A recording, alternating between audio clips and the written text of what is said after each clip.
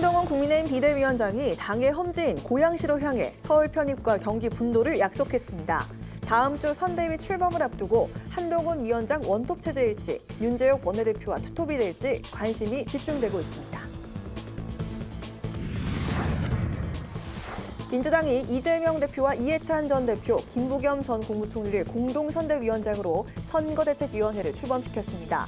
선대위는 공천에서 배제된 임종석 전 대통령 비서실장의 합류도 설득하고 있습니다. 개혁신당 공천관리위원회가 경북을 제외한 모든 지역의 총선 후보를 확정했습니다.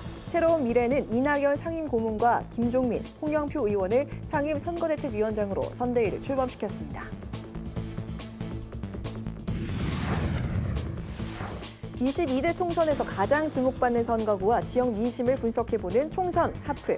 오늘은 전국 민심의 척도로 불리는 인천 지역과 최대 격전지로 꼽히는 계양을 명룡대전의 결과를 점쳐보겠습니다. 또 보수 텃밭인 강원과 민주당의 아성인 제주의 총선 변수도 살펴봅니다.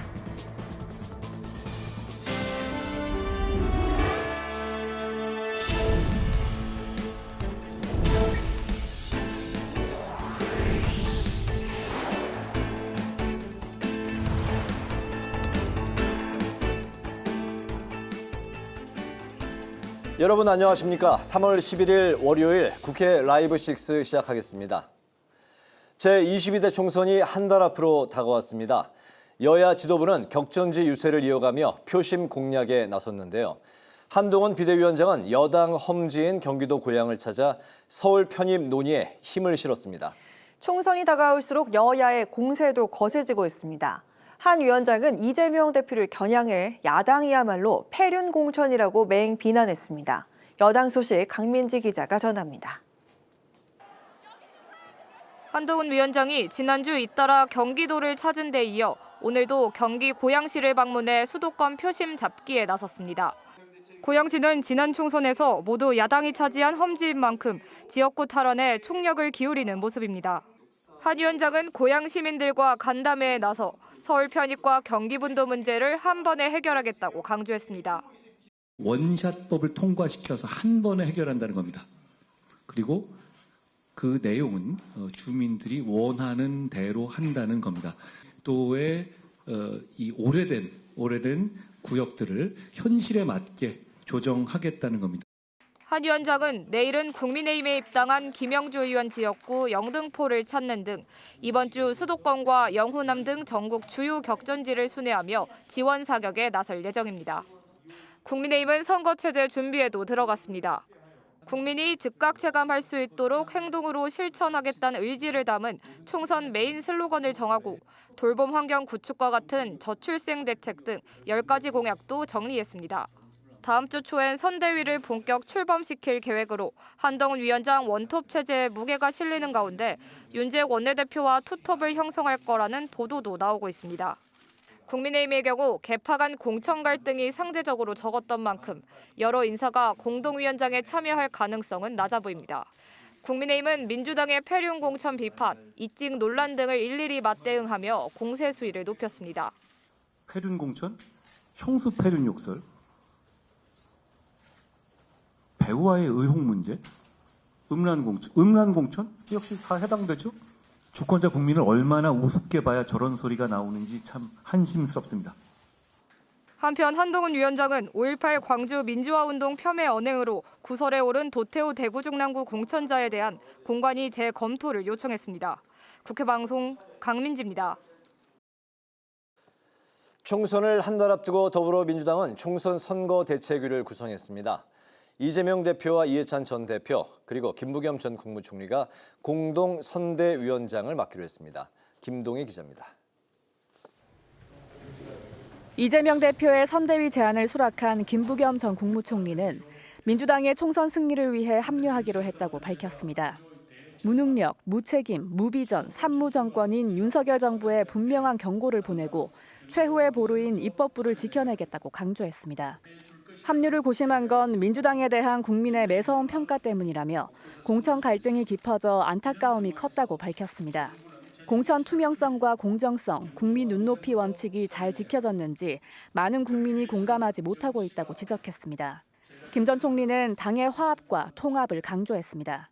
친명이니 친문이니 하는 이런 말들 이제 우리 스스로 내다버립시다.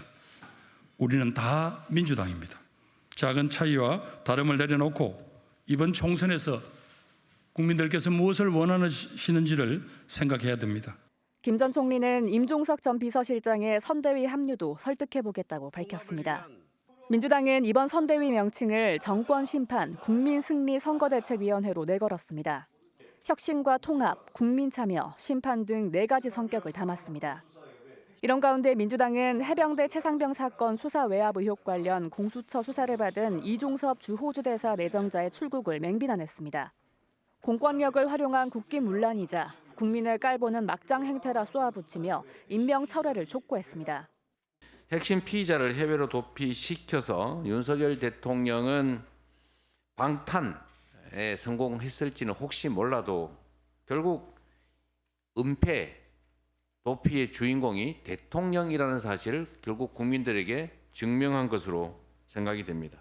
이재명 대표는 4월 10일은 심판의 날이라며 온 국민을 분노케 한 이태원 참사와 최상병 사망 사건, 양평 고속도로 농단, 명품백 수수 사건, 주가 조작 사건 등 이른바 이채 양명주 5대 실정을 국민이 심판할 것이라고 강조했습니다. 최고회의를 보이콧했다 돌아온 고민정 최고위원도 연대를 강조했습니다. 서로 걸어온 길과 생각이 다르더라도 윤석열 정권의 폭주를 멈추려면 차이점보단 공통점을 보며 파이를 키워야 한다고 목소리를 높였습니다. 민주당은 오늘 저녁 서울 강북을 등 경선 결과를 발표하는데 하위 10% 평가를 받은 비명계 박용진 의원의 결과에 관심이 모아지고 있습니다. 국회방송 김동희입니다. 개혁신당 공천관리위원회가 지원자가 없는 경북을 제외한 모든 지역의 총선 후보를 확정했습니다.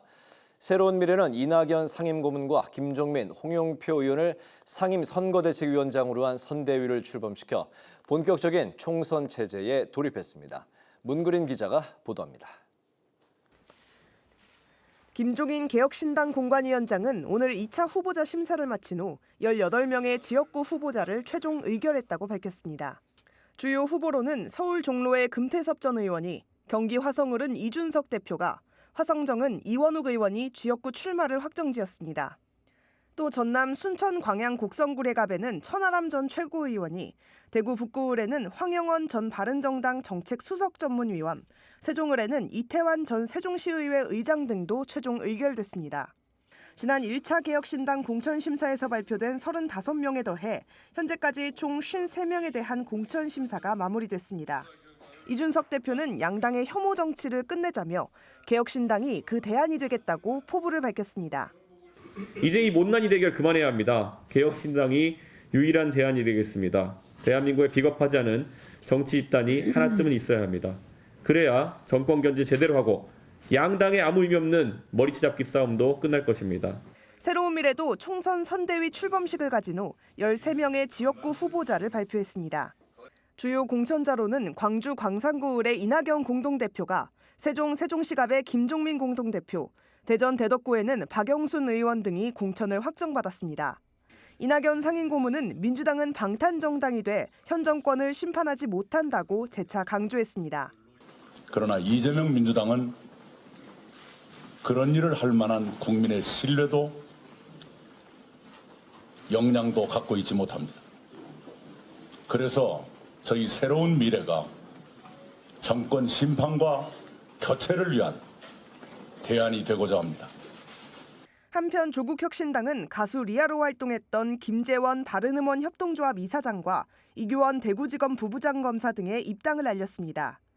조국혁신당은 다양한 전문가들을 영입해 검찰 독재 정권 종식과 문화예술을 통한 민주주의 발전에 기여하겠다고 강조했습니다. 국회방송 문그린입니다.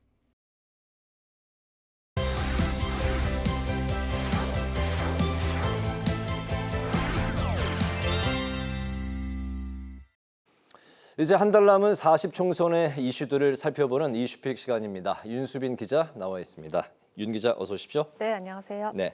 공천이 막바지에 이르면서 여야가 본격적인 선대위 체제로 이제 돌입을 했는데 여야 수장이 서로에 대한 심판론을 내세우면서 공세 수위를 높여가고 있네요. 네, 그렇습니다. 이제 국민의힘 한동훈 비대위원장과 민주당 이재명 대표가 본격적인 선거 전략에 몰두하고 있습니다. 어제 여야 대표는 총선을 위한 각오와 입장을 밝혔는데요.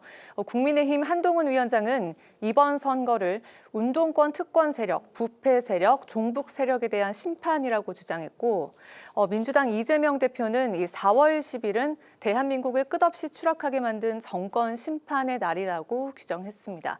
특히 이재명 대표는 국민의힘 후보 이름을 직접 거론하면서 사면 공천, 돈봉투 공천, 패륜 공천 등 공천 사례들을 일일이 분류해가며 비판했는데요. 그러면서 민주당 공천은 혁신 공천이고 정당한 공천을 했다는 걸 강조하기도 했습니다. 이 대표가 어제 예정에 없던 기자회견을 열고 정권 심판론을 전면에 내세운 건 공천 작업이 막바지에 이른 만큼 이제 선거 전에 본격 나서겠다는 의지로 풀이됐는데요. 다만 선대위 구성과 관련해서는 다양한 의견을 듣고 있다며 말을 아끼기도 했습니다. 한동훈 비대위원장은 이 대표의 기자회견이 끝난 지 30분도 안 돼서 약 2,600자 분량의 입장문을 냈는데요. 그동안 민주당을 운동권 특권 정치 세력으로 규정을 해왔는데 어제 한 위원장이 밝힌 내용을 살펴보면 종북 통진당 세력의 주류 진출은 지금까지와는 차원이 다른 위협이 될 것이라고 주장했습니다. 또 조국 혁신당을 언급하면서 범죄자 연대 방탄 동맹으로 전락했다고 날을 세우기도 했는데요.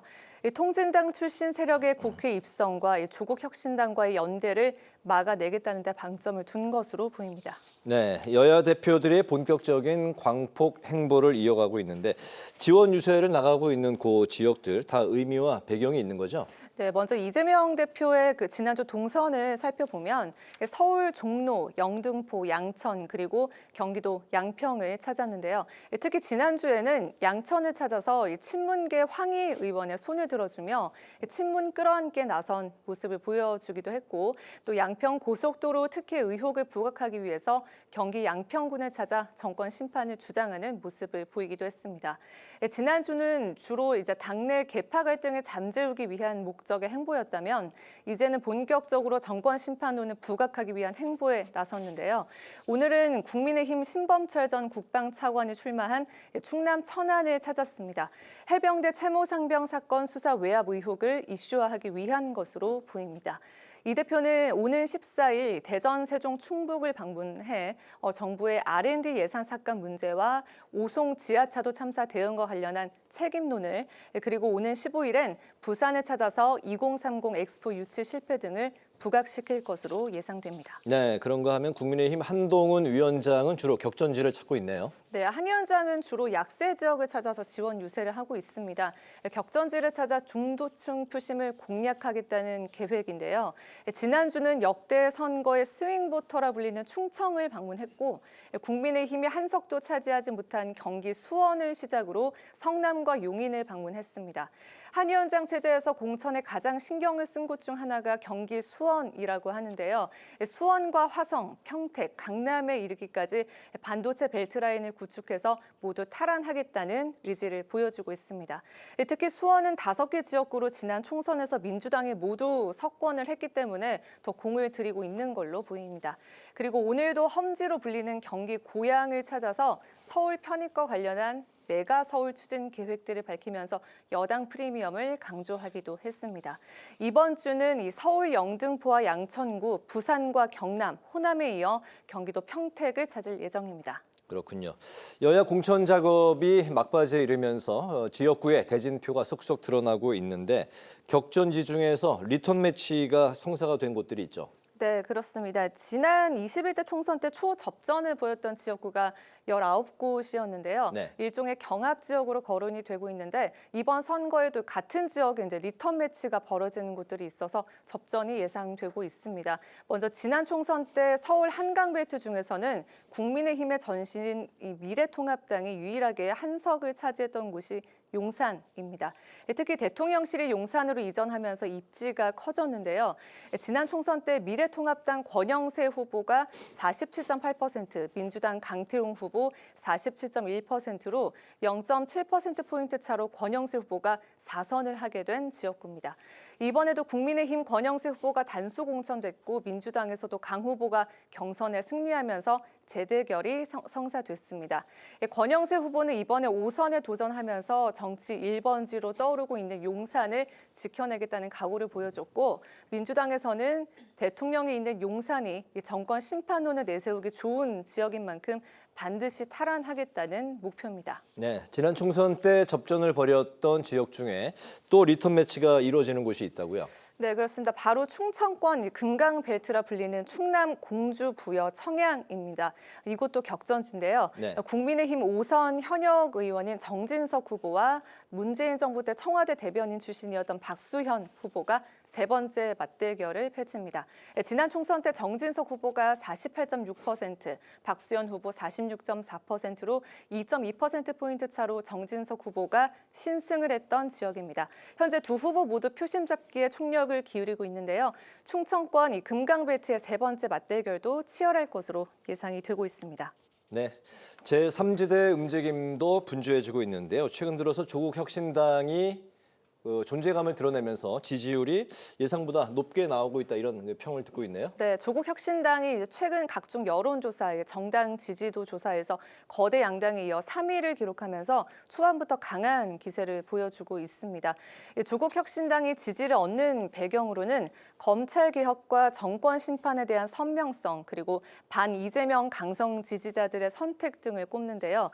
민주당에 실망한 유권자들과 일부 중도층들이 조국 혁신당으로 옮겨가면서 지역구는 민주당, 비례대표는 조국혁신당 이렇게 앞글자를 딴 지민비조라는 신조어처럼 교차 투표를 할 가능성이 높다는 게 전문가들의 분석입니다. 반면 이 개혁신당과 새로운 미래는 지난 빅텐트가 무너진 이후 한 자릿수의 저조한 지지율을 기록하고 있는데요. 국면을 전환하기 위해 새 인물 영입에 속도를 내고 있지만 국민의힘 물갈이가 예상보다 저조했기 때문에 개혁신당은 현역 의원을 아직 한 명도 영입하지 못한 상태입니다. 다만 새로운 미래는 친문계 홍영표 의원과 서른 의원이 입당하면서 의원 수를 4명을 채웠는데요. 오늘 민주당 전해숙 의원이 탈당 선언을 했는데 비명계 의원들의 새로운 미래 추가 합류 가능성도 있지만 많은 숫자는 아닐 것이라는 게 정치권의 분석입니다. 네, 오늘 이슈팩 여기까지 듣겠습니다. 윤수빈 기자와 함께했습니다. 수고 많았습니다. 감사합니다.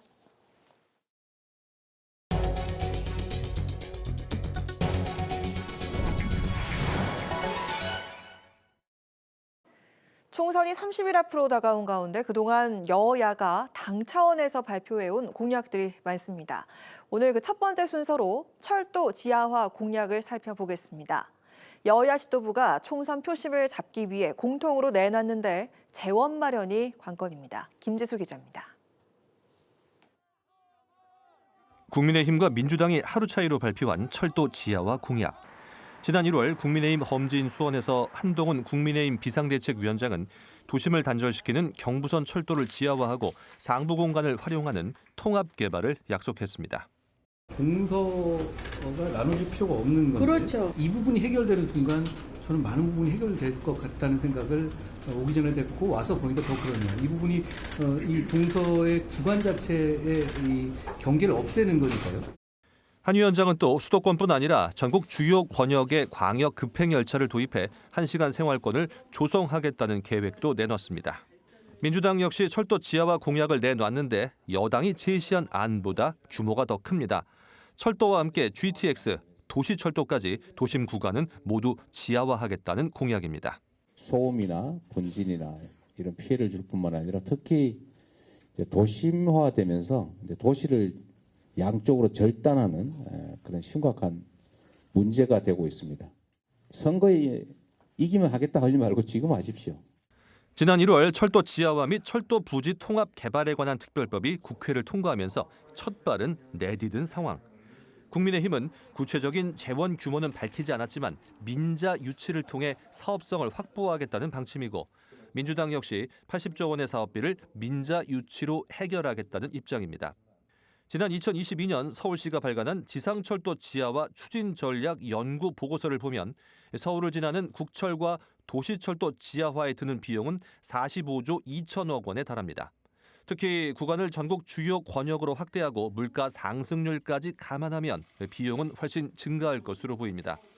매번 선거 때마다 등장했던 철도 지하화 공약, 민자 유치를 위한 사업성을 어떻게 확보할지 보다 구체적인 논의가 필요해 보입니다. 국회방송 김지수입니다. 중앙선거방송토론위원회가 22대 국회의원 선거를 30일 앞두고 세 번째 정책토론회를 개최했습니다. 재정 건전성과 내수 활성화 방안에 대한 여야 입장이 팽팽하게 맞섰습니다. 오다인 기자입니다. 22대 국회의원 선거를 한 달 앞두고 중앙선거방송토론위원회가 경제 분야 정책 토론회를 개최했습니다. 공직선거법에 따라 더불어민주당과 국민의힘 그리고 녹색정의당이 참여했습니다.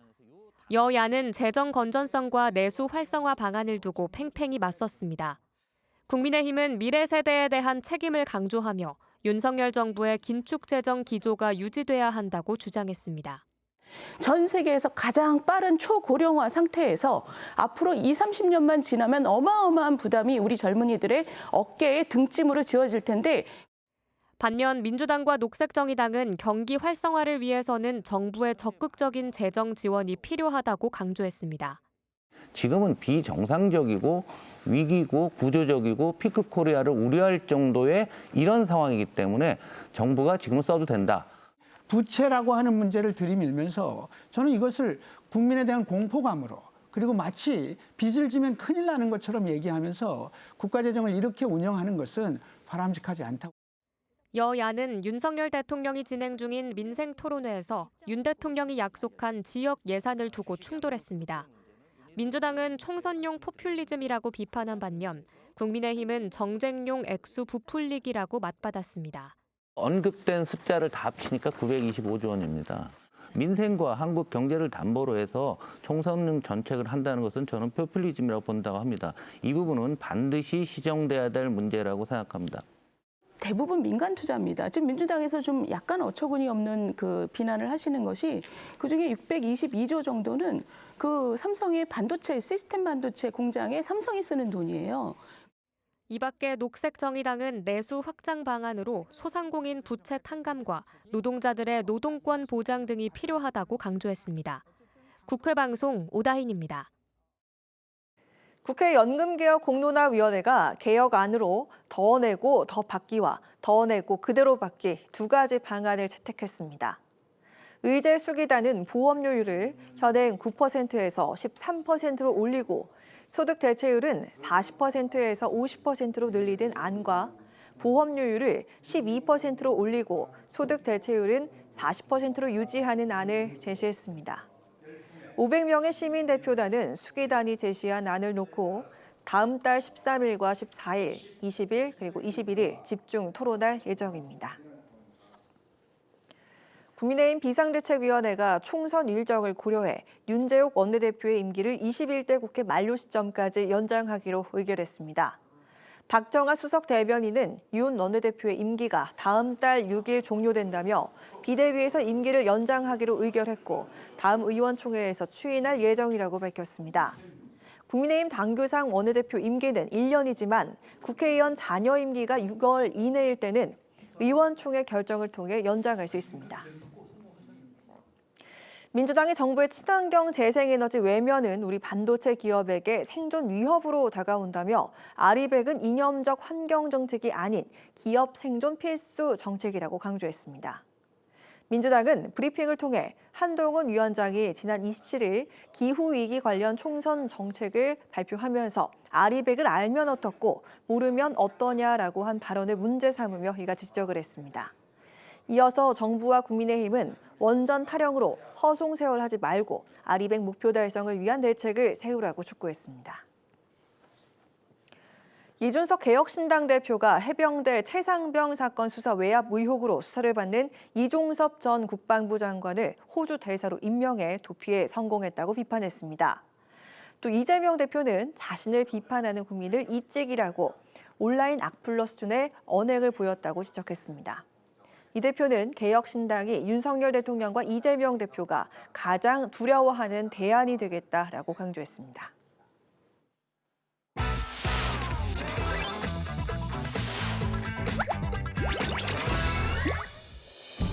3월 11일 강아랑이 전해주는 정치권의 뜨거운 말말말 강아랑의 정치랑입니다. 오늘 첫 번째 주제, 지금 합니다입니다. 총선이 한 달 앞으로 다가온 가운데 선거운동 국면이 본격화하고 있습니다.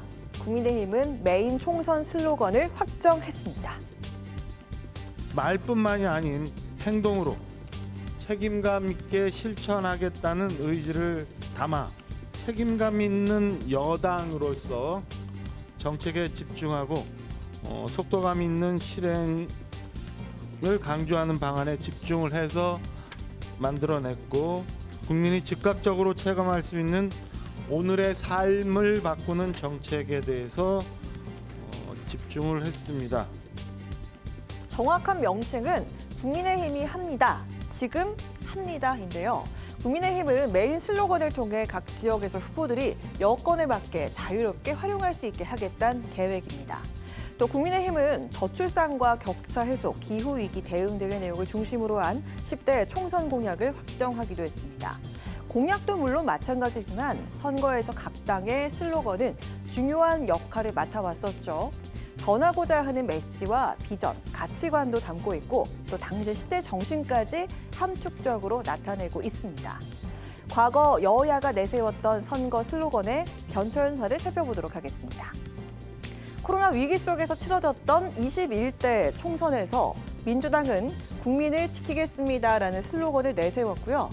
박근혜 정부 4년 차에 치러졌던 20대 총선은 새누리당은 뛰어라 국회야를 택하면서 일하는 국회를 강조했었죠. 반면 민주당은 경제 실패 심판을 강조하면서 서민과 중산층의 경제 주권 회복을 총선 기조로 정하기도 했습니다. 자, 이어서 19대 총선입니다. 새누리당은 총선을 약 2개월 앞두고 당력을 교체했었습니다. 레임덕 위기에 놓인 이명박 정부와 선긋기에 나서는 한편 새로운 변화를 국민과 함께라는 슬로건을 내세우면서 과거와의 단절을 강조하기도 했습니다. 총선을 앞두고 민주당은 아직 메인 슬로건이 정해지지 않은 상태입니다. 때론 100마디 말보다 하나의 문장이 가진 힘이 더 큰 파급력을 가져올 때가 있죠. 이번 총선에선 어느 정당의 슬로건이 유권자들의 마음을 사로잡게 될까요? 자, 이어서 두 번째 주제입니다. 여전사 3인방 출격입니다. 최근 민주당으로 복당한 이현주 전 의원이 전략선거구인 경기 용인정 경선에서 승리하면서 공천장을 거머쥐게 됐습니다. 찐윤이라고 이렇게 하시는 분이 나오셨는데 또 뭐 이렇게 젊기는 하지만 그래도 상당히 전도 유망한 분이 또 나오셨고요. 좋은 후보들께서 경쟁하셨는데 아쉽게 이제 이번에는 잘 안 되셨지만 저하고 같이 함께 이렇게 또 정권 심판 그리고 또 나라를 바로 세우는데 함께하면서 정치적 동지로서 앞서 전략공천으로 일찌감치 본선행을 준비한 추미애 전 장관과 전현희 전 국민권익위원장과 함께 이원주 전 의원도 수도권 출격 대열에 오르게 된 겁니다. 자, 이 세 사람을 두고 안규백 민주당 전략공천관리위원장은 민주당이 여전사 3인방이라고 언급을 한 바 있죠. 추미애, 전현희, 이현주 세 분을 일컬어서 여전사 3인방이라고 이제 했는데 이 수식어 마음에 드십니까? 우선 수식어라는 건 시대 정신에 따라 붙는 거잖아요. 그 말씀은 검찰 독재 정권에 맞서 싸워왔고 또 앞으로 해결해달라 하는 기대치가 반영된 것 같습니다. 그래서 이 무능한 정권을 빨리 맞서 싸워서 해결하지 않으면 민생도 어렵다. 일단은 당이 최종적으로 그런 중성동 갑에 제가 가장 적합하다 이런 판단을 하고 세 사람의 국민의힘 상대도 이미 두 곳은 확정이 됐습니다. 먼저 이현주 전 의원의 상대는 로봇 전문가인 강철호 전 HD 현대로보틱스 대표가 나서게 됐습니다. 서울 성동갑에서 전략공천을 받은 전현희 전 위원장은 국민의힘의 경제통으로 유명한 윤희숙 전 의원과 대결하게 됐습니다. 추미애 전 장관이 나서는 경기 하남갑은 국민의힘 후보가 아직 정해지지 않은 상태인데요. 경선을 통해서 13일에 확정이 됩니다. 속속 정해지는 대진표에 양당은 자신 있다는 분위기입니다. 민주당에선 이른바 여전사로 불리는 3인방에 대해서 윤석열 정권 심판론에 부각할 적임자란 평가를 내놓는 한편 국민의힘에선 충분히 해볼 만한 승부라면서 자신감을 드러냈습니다. 전략 공천을 통해 그리고 경선을 통해 수도권 출격 준비를 마친 세 사람. 승리의 여신은 과연 누구의 손을 잡아주게 될까요? 지금까지 강아랑의 정치랑이었습니다.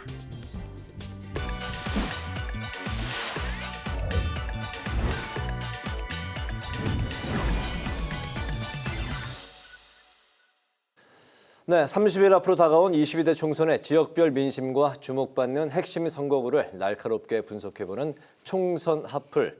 이종훈 정치평론가, 김성환 시사평론가 두 분과 함께하겠습니다. 반갑습니다. 안녕하세요. 안녕하세요. 네, 자, 오늘은 민심 풍향기로 불리는 인천 지역 그리고 보수 텃밭인 강원과 민주당의 아성, 제주를 살펴보겠습니다. 네, 인천이 14석, 강원이 8석, 제주가 이제 3석이니까 모두 이제 25석을 갖고 오늘 이제 논의를 펼쳐 볼 텐데요. 먼저 그 민심의 척도로 불리는 인천입니다. 인천에서 득표율 1위를 한 정당이 전국에서도 1위다. 1988년 13대 총선 이후에 이 원칙이 한 번도 깨진 적이 이제 없다고 하는데요. 또 과거에는 보수가 이제 우세였는데 유권자 구성이 지금은 민주당에 유리하게 이제 바뀌었다고 합니다. 인천의 역대 총선 결과부터 우리 그 이종훈 평론가님께서 좀 말씀을 해주실까요? 네, 여기가요 완전히 그 운동장 자체가 옛날에는 보수 쪽에 확 기울어졌던 그런 운동장이었어요. 네. 그런데 이게 서서히 이렇게 바뀌더니 이제는 저 민주당 완전 우세로 그냥 확 바뀐 겁니다. 이게 지역의 그 여러 가지 개발 환경하고 이제 그 굉장히 관련이 깊어요. 그래서 워낙 이제 그 인천의 동쪽은 조금 이제 야세가 예전부터도 강한 호남 분들이 많이 올라오셔서 부천, 네. 부평 이쪽에 그쪽에 이제 야세가 조금 강했었고 서쪽은 굉장히 보수세가 강했습니다. 강화라든가 뭐 옹진이라든가 이런 지역 중심으로 해서. 네. 그런데 이제 서쪽으로 이제 개발이 막 진행이 되지 않습니까? 이제 그 인천 그 국제 도시도 생기고. 네. 그러면서 아파트가 쫙 늘어나면서 이쪽이 다 야세로 싹 또 이렇게 바뀌는 거예요. 그러니까 좀 연령대가 아무래도 좀 낮아지면서 네. 이제 그런 그 환경 변화가 있었고 이게 그대로 선거 결과에도 이제 반영이 이제 돼서 나타납니다. 그래서 예를 들어서 18대만 하더라도 한나라당이 9석, 그리고 민주당이 2석, 무소속 1석이 이제 이경재 의원인데 사실은 이분도 따지고 보면 좀 이제 한나라 쪽에 좀 가까운 그런 분이었다 이렇게 봐야 되는 거죠. 그런데 이게 이제 19대 때부터 이제 19대 때는 딱 반. 네. 그러니까 이게 6 이렇게 나눠 가졌었고요. 네. 그 다음에는 이제 7대6 민주당이 이제 그 7석 이제 이렇게 바뀌면서 지난번 같은 경우에는 이제 그러니까 한석만 지금 이제 그 당시 미래통합당이 한석, 네. 무소속이 한석, 그렇습니다. 민주가 11석이었죠. 그 당시 이제 미래통합이 한석이고 네. 무소속 한석이 이제 윤상현 의원이기 때문에 사실은 이제 이 보수 후보라고 봐야 되는 거죠. 그래서 그렇게 보면 2석 빼고 나머지 11석은 모조리 민주당이 이제 싹쓸이하는 이제 그런 그 판세로 이제 완전히 이제 극적으로 이렇게 확 바뀐 거고요. 네. 이번에도 이 지난번 총선 때하고는 크게 변화가 없을 것이다라고 하는 이제 그 시각이 지배적입니다. 그런 속에서 이제 과연 국민의힘이 얼마나 만회를 할 수 있을까? 지금 뭐 목표는 절반, 가능하면 뭐 전부 뭐 이렇게까지 얘기는 하고 있는데 뭐 쉽지 않은 그런 그 상황인데 어떻게 될지 좀 지켜봐야 되는 그런 상황입니다. 네. 네, 22대 총선에는 한석이 늘어난 14개 의석을 놓고 여야가 격돌을 합니다. 국민의힘은 최소 과반 확보, 민주당은 싹쓸이가 목표인데 우선 그 민주당은 돈봉투 의혹 관련 인물들이 모두 그 인천 출신이라고 하고요. 홍영표 의원의 탈당 사태도 있었습니다. 이 템을 노려서 국민의힘은 경인 고속도로 지하화로 공략을 하고 있는데 인천 그 민심의 축 어디로 향할지 좀 분석을 해주시죠. 네, 방금 전에 다 말씀을 해주셨어요. 민주당이 원래 전통적으로 좀 강세가 있던 지역에 뭐 당연히 현재 국회의원이 있는 거잖아요. 네. 근데 돈봉투에 연루된 의원들이 민주당에서 탈당을 해서 무소속으로 남아 있거나 또 뭐 예를 들면은 윤관석 의원 같은 경우에도 역시 마찬가지고요. 거기가 남동을입니다. 그리고 부평갑의 이성만 그 의원 같은 경우도 좀 무소속으로 나온 상태잖아요. 네. 근데 이번에 출마하겠다고 지금 얘기를 하고 있어요. 네. 여기 YTN 전 기자였던 노정면 기자가 또 민주당 공천을 받은 곳이기도 하거든요. 네. 근데 국민의힘 후보도 그쪽으로 갔단 말이에요. 그러니까 3자 구도가 만들어지게 되면 민주당 표가 좀 갈리지 않을까 이런 얘기가 나오니까 결국 국민의힘 후보가 뭐 어부지리까지는 아니더라도 선전할 가능성이 있다 이렇게 봐야 될 것 같고요. 그리고 부평을 같은 경우에도 홍영표 의원이 좀 컷오프를 당한 상태잖아요. 그래서 사실상 새로운 미래로 가서 뭐 민주연합을 구성해서 출마하겠다 이렇게 얘기를 하고 있거든요. 근데 홍영표 의원은 사선이란 말이에요. 지역사가 굉장히 강하다고 봐야 되거든요. 또 거기에 민주당은 또 새로운 인물이 들어갔단 말이에요. 그러니까 얼마나 정당 일체감을 갖고 민주당 지지층이 지금 민주당 후보로 팍 표를 몰아주느냐 아니면 홍영표 의원이 어느 정도 표를 가져가느냐에 따라서 3자 구도가 또 될 가능성이 있어서 이런 경우에는 국민의힘 후보가 그 덕을 볼 가능성이 있거든요. 그러니까 3개의 지역구가 벌써 흔들릴 수 있잖아요. 전체 지역구 가운데 3개가 흔들려 버리면은 민주당의 일종의 이제 인천 지역의 전략에 차질이 빚어질 가능성이 있다 이렇게 봐야 될 것 같고요. 그래서 세 지역을 한번 좀 보시면 어떨까 싶고요. 그리고 또 서구 지금 선거구가 갑을에서 갑을병으로 나눠졌잖아요. 그것 때문에 사실 계양에도 이렇게 행정구역이 조정되는 현상이 있었어요. 일부 동이 계양을로 편입되고 빠지고 하는 일들이 있었거든요. 근데 그리고 난 다음에 이재명 대표도 지금 출마를 한 상황이기 때문에 거기에도 어느 정도 영향을 미치지 않겠느냐 이런 전망이 나오는데 큰 구도에 영향은 없다 하더라도 일부 또 영향을 미칠 소지가 있어서 그것도 좀 지켜볼 필요가 있을 것 같고요. 근데 지금 말씀하셨던 것처럼 경인고속도로 지하화 얘기했는데 지난주에 윤석열 대통령이 마침 인천시청을 찾아서 민생 토론을 했잖아요. 그때 인천의 하늘과 땅 바다를 다 바꾸겠다 이런 얘기를 했어요. 근데 그러면서 내세웠던 공약이 경인고속도로 지하화를 하겠다.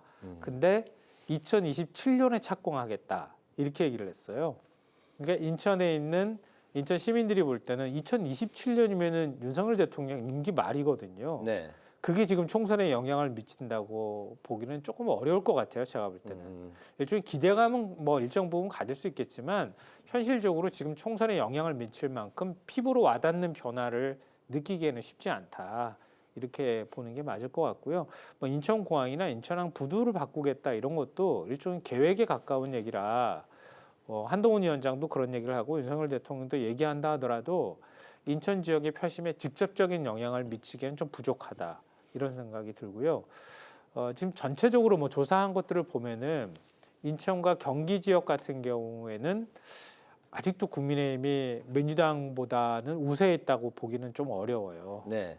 그리고 정권 심판론의 측면에서 봤을 때에도 서울하고는 조금 결이 다르거든요.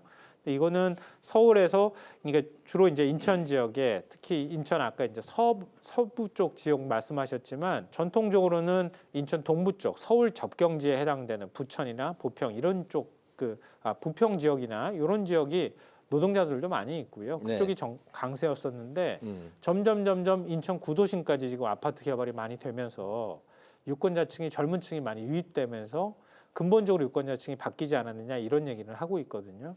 그러니까 유불리를 굳이 제가 뭐 가른다고 하면은 이전 선거에 비해서는 민주당이 확실히 지형 자체로 보면은 조금 유리한 위치에 있는 건 맞다. 하지만 아까 풍양계 말씀하셨던 것처럼 전통적으로 보수 성향을 갖고 있는 지역들도 한 5개 정도 지역구 정도는 된단 말이에요. 거기에 여론이 좀 바뀌거나 정권 지원론 쪽으로 국민 여론이 쏠리거나 이런 현상이 나타난다고 하면은 그러면은 지금은 뭐 12석을 그 전체 지역구에서 2석 정도만 국민의힘이 가져갔지만 근데 그거보다는 훨씬 더 선전할 가능성도 있는 거죠. 뭐 여론을 알 수는 없는 거니까요. 앞으로 좀 한 달 정도 안 남은 기간을 좀 지켜봐야 될 것 같습니다. 알겠습니다. 지난 총선에서 이제 11석으로 민주당이 이제 싹쓸이를 하고 이제 그 압도했던 그런 인천 지역인데 이번에도 전반적인 건 우세한 그런 이제 지형이지만 민주당 옷에서 다른 뭐 그 무소속이나 또 그런 식으로 이제 그 이번에 이제 격돌하게 되는 도전하게 되는 그다음에 그런 현역 의원들과 민주당 의원들 간의 격돌이 또 하나 이제 변수가 될 수 있다. 그렇죠. 3자 구도가 될 경우에는 국민의힘이 어부지리까지 가져갈 수 있다. 그거는 사실은 선거 구도를 좀 뚜껑을 열어봐야 될 것 같아요. 이 지역을 따로 여론조사를 한 게 아직까지는 좀 없기도 하고요.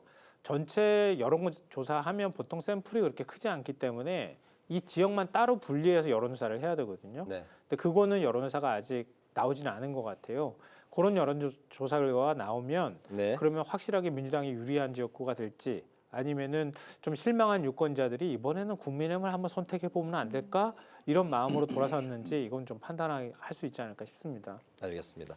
인천의 최대 격전지라고 하면 뭐 이번에 그 많은 언론의 그 관심을 받고 있는 바로 단양 그 계양을이 될 것 같습니다. 이 계양을의 역대 전적을 보면 17대 총선 이후에 재보선을 포함을 해서 7번의 선거에서 딱 한 번을 제외하고는 민주당이 모두 이제 승리를 한 곳인데 이번에 그 민주당의 철옹성으로 불리는 바로 이곳에서 원희룡 장관과 전 장관과 이재명 대표 간의 최근에 그 여론조사 지지율이 뭐 오차 범위 안에서 접전을 벌이고 있다. 이런 그 조사도 나오고 있는 상황인데요. 명령 대전의 결과 좀 어떻게 예상을 하실까요? 네, 아직까지는 이재명 대표가 우세하다. 이제 그렇게 봐야 할 것 같고요. 이제 이 상태에서 이제 과연 이제 원희룡 장관이 얼마나 이제 추격을 해서 이제 갈 거냐, 정말 반전 드라마를 쓸 거냐 말 거냐, 이제 그런 거죠. 이 지역은 수도권뿐만 아니고 사실은 이번 총선에서 가장 주목받는 지역이라고 이제 봐야 되겠습니다. 이제 그런 정도로 이제 그 중요한 그런 선거인데 앞서 말씀드린 대로 이 지역은 또 이제 호남세가 굉장히 강한 지역입니다. 전통적으로. 그래서 이제 민주당세가 이제 워낙 이제 강한 지역이고 그래서 국민의힘 계열의 이제 뭐 정치인들이 여기서 당선되기가 굉장히 어려운 그런 그 국면이에요. 네. 그나마 이제 이번에 이제 원희룡 전 장관 정도 되는 이제 중량급이 투입이 됐기 때문에 뭐 이렇게 약간 많이 추격을 해서 지금 이제 오차 범위 내까지 따라붙었다. 이제 이런 평가가 이제 나오는 거긴 한데요. 이제 여기서는 사실은 그래서 뭐 막판 악재 이런 부분도 굉장히 중요할 것 같고 최근에 이제 이재명 대표가 이 지역에서 유세하는 과정에서 이른바 이직 발언 내놔갖고 논란이 되기도 하고 그랬었잖아요. 그런 것도 계속 쌓이면 사실은 아무리 이재명 대표에 대해서 이쪽 지역에서 지지를 하고자 하는 마음이 많더라도 이게 좀 이제 투표장에 안 나갈 수 있습니다. 진보 지지층이. 그래서 이제 그런 부분 막판 관리를 잘해야 되는 거고 사실은 뭐 이제 원희룡 전 장관도 이제 진보 진영에서 굉장히 싫어하는 또 이슈에 또 연관이 돼 있잖아요. 양평고속도로 그런 부분들을 어떻게 지역 유권자들에게 이제 잘 이제 해명을 할 수 있느냐 그런 거에 따라서 결국은 이제 달라지지 않을까. 이 지역은 뭐 이렇게 기본적인 이제 운동장도 운동장이지만 개인기도 굉장히 많이 그 작동할 수밖에 없는 그런 상황이 됐다. 이렇게 보시면 될 것 같습니다. 네, 아직까지 이재명 대표가 조금 더 뭐 그 우세하다 이렇게 이제 좀 비교 우위에 있다. 비교 우위에 있다. 네. 김성환 평론가님. 이런 질문을 받을 때 답변하기가 제일 곤란해요. 근데 또 제일 또 관심 있고 물어보고 싶은 게 바로 그런 거예요. 아, 국민의 마음. 여론조사가요. 깜깜한 방 안에서 까만 고양이를 잡는 거랑 비슷하다고 얘기를 하거든요. 그러니까 더듬더듬 사실 국민의 마음들을 살피는 건데 틀리는 경우도 굉장히 많이 있잖아요. 그래서 그걸 기초로 해서 저희가 말씀드리기는 좀 어렵지 않을까 싶은데 과거의 선거의 어떤 추이나 유권자 지형이나 이런 것들로 보면 민주당이 유리한 건 그거 부인하기는 어려워요. 그리고 또 선거를 하더라도 보통의 경우에는 한 몇 %포인트 안쪽에서 왔다 갔다 승부가 갈리거나 아니면 뭐 1% 안쪽으로 가는 지역구도 많이 있잖아요. 수도권 같은 경우에는. 근데 이 지역은 그렇지 않은 지역구라는 거예요. 그러니까 웬간에서는 국민의 후보가 웬만한 후보가 나와가지고는 오차범위 안에까지 들어가기 쉽지 않은 지역구인 것만은 틀림이 없다는 거죠. 근데 원희룡 전 장관이면 체급이 굉장히 뭐 그 중량감 있는 그렇죠. 또 의원이기도 하고 그러기 때문에 가서 이번에 한번 해보겠다 이렇게 도전을 하기도 하고 그랬으니까 그 지역에 예를 들어서 나는 좀 보수 성향을 갖고 있다거나 아니면은 이번에 민주당 마음에 안 들어 이런 사람들 있을 수 있잖아요. 그런 층이 확실하게 투표장으로 나가준다. 그런데 민주당 전통적인 지지층은 난 투표하기 싫어. 이렇게 해버린다. 그러니까 그런 층들이 보통 10% 안쪽으로 왔다 갔다 한단 말이에요. 그러니까 투표율이 낮게 나오는 현상이 발생한다. 이러면은 투표 결과를 아무도 예상할 수가 없겠죠. 예를 들면 뭐 지난 지방선거 때 뭐 호남 투표를 얘기할 때 30%밖에 안 나왔 때밖에 안 나왔다고 얘기를 하잖아요. 그런 것처럼 아무리 내 편이 많은 지역구라 하더라도 투표장 가기 싫어. 그렇게 해버리면 전혀 의외의 결과가 나올 수도 있으니까 단언하기는 쉽지 않다. 질문 안 해주셨으면 좋겠다 이런 말씀을 드리고 싶은데 참고하겠습니다. 네. 알겠습니다. 근데 뭐 그 구도에서 제가 이미 다 설명은 드린 것 같아요. 네. 예. 네, 자 다음은 강원으로 가보도록 하겠습니다. 8석에 있는데요. 보수세가 강한 지역이죠. 민주당이 역대급 압승을 거뒀던 21대 총선에서도 강원 그 8석 중에 민주당은 3개 의석밖에 차지하지 못했습니다. 지금 민주당 목표가 4대 4라고 하는데 과연 이 여야가 좀 의석을 나눠 가질 수 있을지, 사이좋게 4대 4가 될 수 있을지 좀 들어볼까요? 이런 질문을 제가 제일 좋아한다고 말씀드렸는데 또 물어보시면 저희 질문이 다 이렇습니다. 왜냐하면 제일 관심 가는 부분이 바로 이런 부분이거든요. 쉽지 않죠. 네, 여기도 지역 구도상으로 쉽지가 않은데요. 왜냐하면 19대 때부터 따지면은 19대 때 민주당이 한 석도 못 갖고 갔고요. 네. 20대 때 민주당이 여기서 한 석을 가져갔고 21대 때 3석 가져갔거든요. 네. 전체 8석 가운데 네. 그만큼 강원 지역은 보수세가 강하다 이렇게 봐야 될 것 같고요. 접경지를 끼고 있는 가장 길게 끼고 있는 지역이기도 하잖아요. 네. 그러니까 자연스럽게 군인들도 많이 있기도 하고 보수 성향이 강하다 이렇게 봐야 되고요. 또 전체적으로 인구가 굉장히 급격하게 줄어든 지역이잖아요. 강원 지역이. 그러니까 전체적으로 투표자, 유권자들의 연령대가 많이 올라가 있는 상태다. 네. 이렇게 뭐 여러 가지 것들을 감안한다거나 특히 또 영동 지역 같은 경우에는 강원은 영동, 영서 이렇게 나눈다고 네. 하잖아요. 영동 지역은 전통적으로 보수세가 굉장히 강해요. 그러니까 그런 것까지 감안해 보면 국민의힘이 자연스럽게 우위에 있는 지역이다 이렇게 분석하는 게 맞을 것 같고요. 네. 지난번에 이제 3석 가지고 간 것도 참 대단한 결과일 수도 있는데 그거는 춘천은 아무래도 대학들이 밀집해 있기도 하고요. 춘천, 철원 하고 그다음에 여기에 지역구가 너무 많이 붙어 있어가지고, 예, 그러니까 이 지역 같은 경우에는 춘천, 철원, 화천, 양구, 갑 같은 경우에 민주당 허영 의원이 여기서 이겼거든요. 네. 근데 이 지역은 춘천에서 상대적으로 젊은 층이 많이 사는 지역을 끼고 있어요. 근데 춘천, 철원, 화천, 양구 인구를 다 합쳐도 아마 춘천시 인구가 안 되는 상황이라서 그러니까 춘천의 영향력이 굉장히 강하다고 봐야 될 것 같고요. 그다음에 원주울의 송기현 후보, 그러니까 의원이 지금 민주당 소속이거든요. 지난번에 이제 이겨가지고. 근데 원주 같은 경우에도 전체적으로 앞서도 저희 방송 들어오기 전에도 잠깐 얘기했지만 혁신도시가 있기도 하고요. 또 인구가 강원 지역에서 제일 많습니다. 원주가. 그리고 외부에서 인구 유입도 많이 된 지역이기도 하거든요. 그런 면에서 상대적으로 민주당이 조금 유리한 지역이기도 하다. 그리고 원래 이광재 의원이 있었는데 강원도지사 출마 때문에 의원직을 내려놓고 그다음에 도지사 출마했다가 거기서 낙선하고 지금 또 분당 갑으로 가 있잖아요. 네. 근데 강원 지역에 이광재 그 전 의원의 영향력이 상당히 컸었어요. 강원도지사도 지냈고. 근데 그 빠진 상황이란 말이에요. 강원도의 새로운 기치나 이런 것들 누가 만들 거냐. 민주당이 그런 부분까지 감안해 본다면 이 의석수를 4석까지 늘릴 수 있을까? 이거는 목표일 수는 있겠지만 참 쉽지 않은, 달성하기 쉽지 않은 목표다. 제가 목표를 달성하지 못한다고 단언하지는 않았습니다. 근데 달성하기 위해서는 굉장히 노력을 많이 해야 된다 이렇게 생각합니다. 네. 뭐 저는 좀 반대 관점에서 좀 도움이 될 만한 얘기를 조금 이제 드리면요. 국민의힘이 의외로 의석을 좀 잃을 수도 있다. 크게 2가지 변수가 이제 있다고 저는 생각을 하고요. 첫 번째는 뭐냐면 이 지역의 그 현역 그 국민의힘 의원들이 대부분 다 친윤입니다. 그 중에서도 아주 핵심인 권성동 뭐 의원도 있고 또 박정아 대변인도 있고 뭐 이제 이렇다는 거예요. 그래서 이게 정권 심판론이 이 지역에서도 만약에 좀 세게 불면 그러면 이제 이 친윤들이 너무 여기에 이제 포진하고 있기 때문에 좀 갈아보자. 이런 이제 분위기로 이제 갈 수 있는 게 하나 있고요. 또 다른 건 뭐냐면 개혁신당 변수입니다. 개혁신당 후보자들이 지금 현재 이 지역에서 지금 2명이 일단 이제 그 공천을 받은 거로 좀 나오고 있거든요. 그런데 이 개혁신당 후보자들이 나와가지고 뭐 이렇게 당선까지 가기는 좀 쉽지 않은데 국민의힘의 이제 약간 중도 보수 성향 표를 잠식할 가능성은 좀 있는 거죠. 이렇게 되면 반사적으로 이제 그 민주당 후보가 조금 이제 이득을 보면서 당선권에 들어갈 수도 있는 이제 가능성이 있는 겁니다. 그래서 그 2가지 변수가 사실은 좀 이제 남아 있다.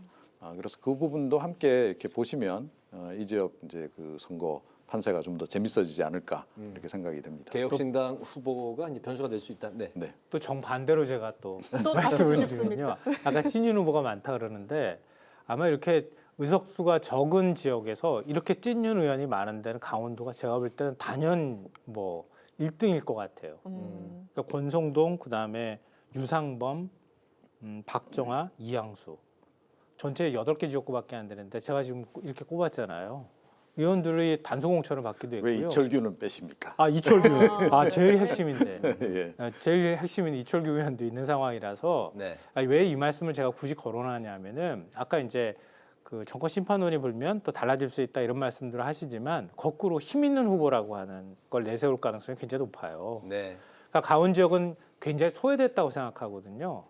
특히 이런 소외된 지역 같은 경우에는 제가 이 정권의 핵심입니다. 이게 오히려 자랑이 될 수도 있어요. 네. 그러니까 제가 만약에 다시 한번 당선이 된다면 확실하게 얘기해서 뭐 설악산 케이블카 허가해준 것처럼 확실하게 일 한번 만들어 보겠습니다. 이렇게 해버리면은 그것 자체에 대한 기대감이 생길 수 있거든요. 네. 근데 그건 뭐 선거 결과를 놓고 봐야 되겠지만 아마 제가 볼 때는 이걸 가지고 캠페인할 가능성이 굉장히 높을 것 같아요. 네, 국정 지원론이냐, 정권 심판론이냐, 이제 또 강원도 표심도 한번 저희가 관심을 갖고 앞으로 이제 40 총선에서 지켜봐야 할 관전 포인트인 것 같고요. 강원이 이제 보수 텃밭이라면 제주가 민주당의 아성인데 2000년 16대 총선에서 한나라당 현경대 후보가 당선된 이후로 단 한 번도 보수 정당의 후보가 당선된 적이 이제 없는데 그렇기 때문에 이번에 이제 국민의힘의 무기가 인물 교체론을 이제 들고 나왔습니다. 민주당의 불패 신화 22대 총선에서도 이어질까요? 예, 어떻게 보십니까? 계속 곤란한 질문을 받게 되는데요. 계속 이어질 가능성이 좀 높다고 봐요. 네. 왜냐하면 이어질 가능성이 높다고 봐요. 높다고요? 예. 네. 그러니까 전통적으로 호남 출향인들이 제주도에 많이 있기도 하고요. 또 네. 제주 4.3이라고 하는 굉장히 아픈 역사에 대한 어떤 그 기억들이 남아 있는 곳이기도 하잖아요. 그래서 보수 정당에 대한 거부감이 좀 있는 데다가 이번에 국민의힘이 전략 공천을 또 하기도 했거든요. 네. 전략 공천할 때도 그 전략 공천에 반발해서 뭐 도당위원장이나 이런 사람들이 무소속으로 튕겨나가거나 좀 시끄러운 게 있었단 말이에요. 그러니까 3개 지역구밖에 없는 상황이란 말이에요. 제주 네. 가불과 서귀포 이렇게 돼 있는데 이게 제주 같은 경우는 굉장히 옆에 인맥으로 굉장히 끈끈하게 제주도민들은 연결이 돼 있단 말이에요. 근데 그게 제주도민들한테는 그렇게 썩 긍정적으로 영향을 미치지는 않았을 것 같다 이런 생각이 들고요. 그리고 전통적인 제주 사회의 어떤 그 유권자뿐만 아니라 제주는 아시다시피 외부에서 굉장히 많은 인구가 유입됐었잖아요. 네. 그러니까 유입된 인구들이 주로 연령대가 굉장히 젊은 층이에요. 그러니까 젊은 층이 가지고 있는 상대적인 또 젊은 층이라고 20대는 아니고 그러니까 한 30, 40대 이런 층, 50대까지 이어지는 층이란 말이에요. 그러니까 상대적으로 그 층에서는 가지고 있는 약간 진보성이나 이런 것들을 감안해 본다고 하면 네. 제주 같은 경우에는 원래도 민주당세가 강한데 더 기울어져 있을 가능성이 더 높다. 그러니까 세석 가운데 국민의힘이 한 석이라도 갖고 온다면 그건 꽤 의미 있는 승리가 될 수 있겠다라고 생각합니다. 네, 기존의 민주당세에 더해서 이제 최근에 젊은 층에 유입됐기 때문에 이번에도 민주당 쪽이 야당 쪽이 이제 유리할 것 같다. 네. 네, 조금 전에 이제 뭐 말씀하시긴 했는데 지금 없는 형편에 지금 집안 싸움까지 지금 나버렸어요. 네. 국민의힘이 그래도 이제 조금 노려볼 만한 게 서귀포 쪽이다라는 얘기가 이제 있었습니다. 그래서 서귀포 쪽에서 예를 들어서 이런 그 갈등, 공천 관련한 갈등이 없었고 한다면 한번 해볼 만한 그런 것으로 일단 평가가 나왔었는데 네. 조금 전에 말씀하셨듯이 이제 당내 갈등이 발생하면서 공천 갈등이 심하게 발생해서 여기 이제 무소속으로 그냥 나가던 상황이 벌어진 거죠. 그러니까 국민의힘 후보하고 국민의힘 계열의 무소속 후보, 거기에 이제 민주당 후보 이렇게 3자구도 비슷하게 돼버렸어요. 네. 그래서 결국은 이제 민주당 후보가 이제 이 어부지리를 해서라도 당선될 수밖에 없는 그런 구도로 지금 흘러가고 있습니다. 그래서 모르겠습니다. 이게 뭐 어떻게 최종적으로 정리될지는 모르겠는데 정리되지 아니한 상태로 계속 가면 지금 국민의힘이 굉장히 불리하다. 그리고 또 이런 경우가 지금 이제 제주 갑에서도 지금 발생했단 말이에요. 네, 제주 갑에서도 조금 전에 말씀하셨듯이 뭐 이제 당협위원장이 뭐 그냥 이렇게 반발해서 그만두고 막 이제 이런 그 있었고 또 그 지역의 후보가 또 반발해서 탈당해가지고 무소속으로 또 나오고 이런 일이 있었습니다. 그래서 네. 좀 신경을 좀 더 써서 관리를 좀 잘했더라면 그래도 제주 지역에서 서귀포 정도 그 다음에 이제 제주 갑에서도 한번 해볼만 했던 거 아닌가 싶은데 조금 자중질환 때문에 좀 이번에도 좀 어려워진 게 아닌가 그런 생각을 좀 하게 됩니다. 네, 오늘 총선 핫플 이제 마칠 시간이 됐는데 오늘은 인천, 강원, 제주 지역을 살펴봤습니다.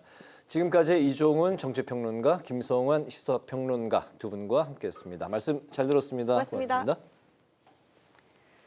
오늘 국회 라이브 6 여기까지입니다. 시청해주신 여러분 고맙습니다.